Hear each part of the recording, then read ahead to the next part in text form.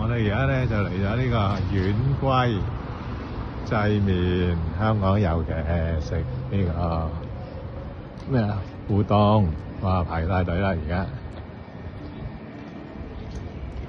開一開個門，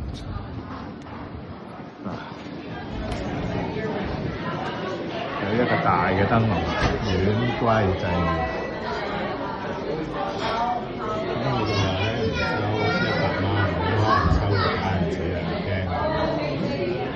我哋order完嘢啦，咁咧就有，咁啊哥哥呢度嗌咗咩咧？